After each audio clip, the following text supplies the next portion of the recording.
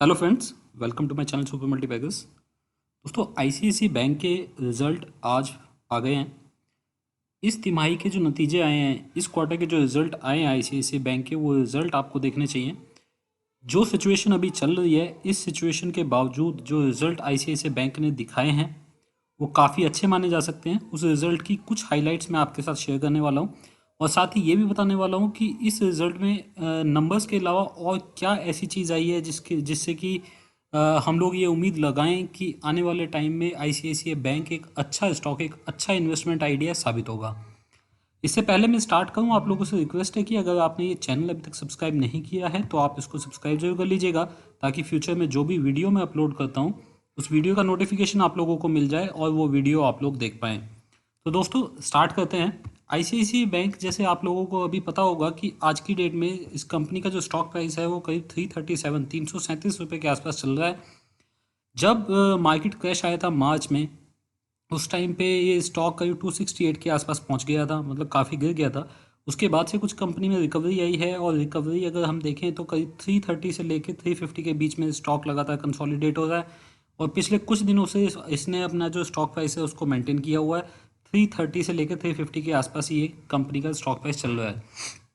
अगर आप इस स्टॉक को अब से एक साल पहले देखें तो काफ़ी लंबे कंसोलिडेशन से ये स्टॉक होके गुजरा है और जब से इस कंपनी की मैनेजमेंट चेंज हुई है तब से इस कंपनी ने एक अच्छा अपमूव इन्वेस्टर्स को दिखाया है। इस क्वार्टर में देखिए क्या हुआ है, ये जो नंबर्स आए हैं इसमें सबसे इम्पॉर्टेंट चीज़ है अगर आप देखेंगे तो वो है फंड रेजिंग। पहले भी इसकी एक बार न्यूज़ आई थी।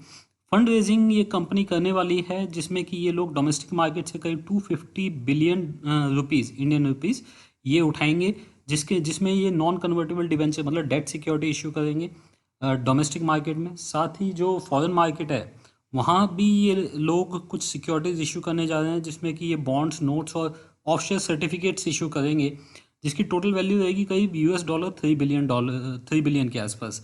तो बड़ा अमाउंट ये लोग उठाने वाले हैं मार्केट से। और इस टाइम पे अगर आप देखें जितनी भी अच्छी बैंक्स हैं या फाइनेंशियल इंस्टीट्यूशन है वहाँ पे लिक्विडिटी की प्रॉब्लम बहुत ज़्यादा है। तो जितनी अच्छी बैंक्स हैं या फिर ऐसी कंपनीज जो कि मार्केट से पैसा उठा सकती हैं, जिनको मार्केट से पैसा उठाने में प्रॉब्लम नहीं है, वो इस टाइम को यूज़ कर रही हैं मार्केट से पैसा लेने के लिए। तो उसी के चलते ये कंपनी भी मार्केट से कुछ पैसा उठा रही है। उसमें आप देखिए बड़ा अमाउंट ये लोग उठा रहे हैं, कुछ डोमेस्टिक मार्केट से, कुछ इंटरनेशनल मार्केट से। जो नंबर्स आए हैं उसमें आप देखिए क्या क्या देखने के लिए मिला है। ऐसी हालत में भी इस कंपनी ने करीब 26% की ग्रोथ इसने दिखाई है। स्टैंड अलोन प्रॉफिट इस कंपनी का है करीब 1221 करोड़, 1221 करोड़ के आसपास का प्रॉफिट इस कंपनी ने दिखाया है। जबकि अगर आप लास्ट ईयर देखें तो ये करीब 970 करोड़ के आसपास था, 969 करोड़ के आसपास था लास्ट ईयर सेम क्वार्टर में। ऑपरेटिंग प्रॉफिट इस कंपनी का करीब 18.6% से बढ़ता हुआ दिखाई दिया है, जो कि है 7,390 करोड़। और एक बड़ी चीज़ देखिए, कोविड-19 के लिए इन्होंने एक बड़ा प्रोविज़न करके रखा है। बहुत बड़ा प्रोविज़न इन्होंने किया है, करीब 2,725 करोड़ के आसपास का। क्योंकि इस कंपनी का मानना है कि कुछ अमाउंट, कुछ लोन ऐसा होगा जो कि इस टाइम पे एनपीए डिक्लेयर होगा। बैंक ने, आप लोगों को पता होगा, आरबीआई ने छूट दी थी कि अगर किसी कॉर्पोरेट का 90 डेज से ज़्यादा अमाउंट ओवर ड्यू भी हो जाता है, उसके बाद भी बैंकों को अभी अपनी बैलेंस शीट में एनपीए उसको कंसिडर करना ज़रूरी नहीं है। उसी के चलते इन्होंने काफ़ी बड़ा अमाउंट, एक ऐसा है जो कि 90 डेज से ज़्यादा इनका ओवर ड्यू हो गया, लेकिन इन्होंने अपनी बैलेंस शीट में उसको एनपीए नहीं दिखाया है। तो ये एक इंपॉर्टेंट चीज़ है जो आपको देखनी चाहिए। नेट इंटरेस्ट इनकम, एनआईआई, अगर आप देखेंगे उसमें भी बड़ी अच्छी ग्रोथ इस कंपनी ने दिखाई है। 17.1% की ग्रोथ इस कंपनी ने दिखाई है और करीब 9,000 करोड़ के आसपास नेट इंटरेस्ट इनकम इस कंपनी की देखने के लिए मिली है। 10% लोन ग्रोथ मिली है और 18% इंक्रीज देखने के लिए मिला है डिपॉजिट में। तो अगर ओवरऑल देखें तो बहुत ही अच्छे रिजल्ट, बहुत ही अच्छे नंबर्स इस कंपनी के माने जा सकते हैं। सिर्फ एक प्रॉब्लम यहाँ पे देखने के लिए मिली है, जो कि ये है कि कुछ अमाउंट इन्होंने एनपीए कंसीडर नहीं किया है, जो कि आरबीआई ने इनको छूट दी थी। तो नेक्स्ट क्वार्टर में बहुत सारी जो पिक्चर्स हैं वो क्लियर हो जाएंगी और अगर सारी चीज़ें ठीक रहती हैं तो इस कंपनी का, क्योंकि पूरे साल में प्रॉफिट बहुत अच्छा रहा है, काफ़ी अच्छा इंप्रूवमेंट इस कंपनी के नंबर्स में आया है, तो उसके चलते ये स्टॉक काफ़ी अच्छा परफॉर्म करना चाहिए।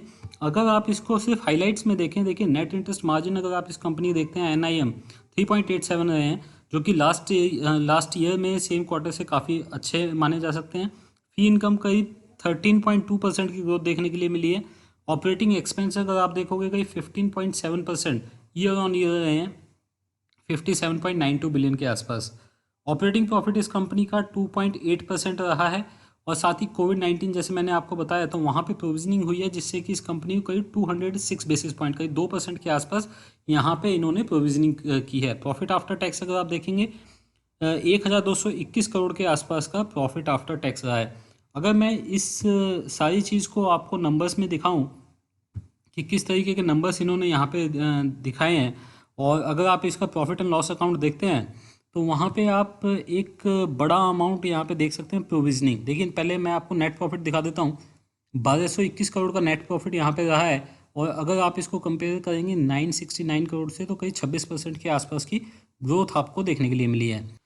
चलिए अब एक बहुत इंपॉर्टेंट चीज़ बचती है, वो बचती है एनपीए। एनपीए किस तरीके से रहा है इस कंपनी का, क्योंकि एनपीए के ऊपर आप देखेंगे आने वाले टाइम में जितनी भी बैंक्स हैं, फाइनेंशियल इंस्टीट्यूशन है, जितनी भी फाइनेंशियल कंपनीज़ हैं जो कि लोन देने का काम करती हैं, उनकी आगे की पूरी परफॉर्मेंस डिसाइड होगी कि कंपनी में कितना एनपीए है। तो एनपीए आपको देखना और समझना हर एक बैंक के लिए काफ़ी इंपॉर्टेंट है, क्योंकि अभी उम्मीद की जा रही है कि हर एक कंपनी में, हर एक बैंकिंग कंपनी में एनपीए बढ़ने की उम्मीद है, इंक्लूडिंग जो ऐसी बैंक है जैसे एचडीएफसी बैंक है, वहाँ पे भी आपको एनपीए थोड़ा बढ़ता हुआ दिखाई दे सकता है। एनपीए ट्रेंड आप देख लेते हैं।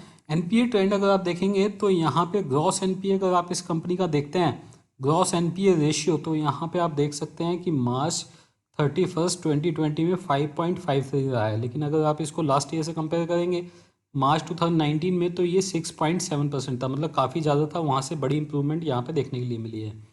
इसी तरीके से अगर आप इसको कंपेयर करेंगे दिसंबर 31 2019 से, तो वहाँ पे भी आपको इम्प्रूवमेंट देखने के लिए मिलेगी, क्योंकि इस बार का एनपीए थोड़ा सा कम आया है। नेट एनपीए भी अगर आप देखेंगे तो लास्ट ईयर के कंपैरिजन में 2.06 से इस बार आया है नेट एनपीए 1.41, तो लास्ट ईयर के कंपैरिजन में नेट एनपीए भी काफ़ी कम होता हुआ दिखाई दे रहा है। Provision PCR, provision coverage ratio, यहाँ पे काफ़ी बढ़ गई है। देखिए जो पीसीआर होती है वो एक अगर कंपनी ज़्यादा मेंटेन करती है तो अच्छा होता है, क्योंकि जितने भी ऐसी चीज़ें होती हैं, ऐसी कंटिजेंसी होती है या ऐसे एनपीएस जो कि आ सकते हैं फ्यूचर में, उनके आने के जो चांसेस होते हैं उसके लिए ये पीसीआर मेंटेन की जाती है। तो वो अगर बढ़ती है तो यहाँ पे बढ़ती हुई दिखाई दी है 86.8, तो ये कंपनी के लिए अच्छा माना जा सकता है कि जितने भी रिस्क वगैरह हैं वो कंपनी ने सारे के सारे कवर करके रखे हैं। इस कंपनी ने ये भी बताया है कि कुछ अमाउंट ऐसा है कि 13.09 बिलियन अमाउंट ऐसा है जो कि ओवरड्यू हो गया था, लेकिन क्योंकि आरबीआई की गाइडलाइंस थी, कुछ रिलैक्सेशन बैंकों को मिला था, 90 डेज से ज़्यादा होने के बाद भी उसको एनपीए के अंदर कवर नहीं किया गया। लेकिन अगर 13.09 बिलियन अमाउंट नेट एनपीए में इंक्लूड हो भी जाता तो भी लास्ट ईयर का जो एनपीए था 135.77 उससे काफ़ी कम रहता। तो ओवरऑल अगर हम देखें तो एनपीए की पिक्चर भी इस कंपनी की काफ़ी ठीक आई है, काफ़ी पॉजिटिव इस चीज़ को माना जा सकता है। तो अगर इस नंबर को आप ओवरऑल एनालाइज करेंगे तो देखिए नंबर इस कंपनी के काफ़ी अच्छे माने जा सकते हैं। लास्ट ईयर देखिए यहाँ पे मैं आपको नंबर्स में वापस लेके जाता हूँ एक बार। अगर लास्ट ईयर से आप इसका पूरा प्रॉफिट अगर आप चेक करते हैं, यहाँ पे आप नेट प्रॉफिट देख पाएंगे। तो 2019 में इस कंपनी का नेट प्रॉफिट था 3,363 करोड़, मतलब 3,363 करोड़ के आसपास का नेट प्रॉफिट इस कंपनी ने मार्च 2019 में लगाया था, और इस बार ये नेट प्रॉफिट बढ़ के करीब 8,000 करोड़ के आसपास पहुंच गया है। तो आप ये देखिए कि ये जो नेट प्रॉफिट है 150% के आसपास इस साल आपको बढ़ता हुआ दिखाई दिया है। इसी वजह से आपने लंबे कंसोलिडेशन के बाद एक बड़ा ब्रेकआउट इस स्टॉक में देखा है, और उम्मीद की जा रही है कि आने वाले टाइम में ये स्टॉक इसी तरीके से आगे परफॉर्म करता रहेगा। जैसे ये सिचुएशन थोड़ी रिलैक्स होगी, इस कंपनी का जो प्राइस है वो वापस से ऊपर की तरफ भागना चाहिए और बढ़िया रिटर्न ये इन्वेस्टर्स को कमा के देना चाहिए। दोस्तों ये थे इस बार के रिजल्ट, इस बार के नतीजे, Q4 के नंबर्स जो आए हैं। अगर आपको ये इन्फॉर्मेशन अच्छी लगी हो तो आप इस वीडियो को लाइक जरूर कीजिएगा, आप इसको शेयर कर सकते हैं। अगर आपको मेरी वीडियोस पसंद है तो मेरे चैनल को सब्सक्राइब कर लीजिए। फ्यूचर में इसी तरीके की इन्फॉर्मेशन आपको अलग अलग स्टॉक्स के बारे में मिलती रहेगी। अभी के लिए इतना ही। Thank you very much, take care, bye bye.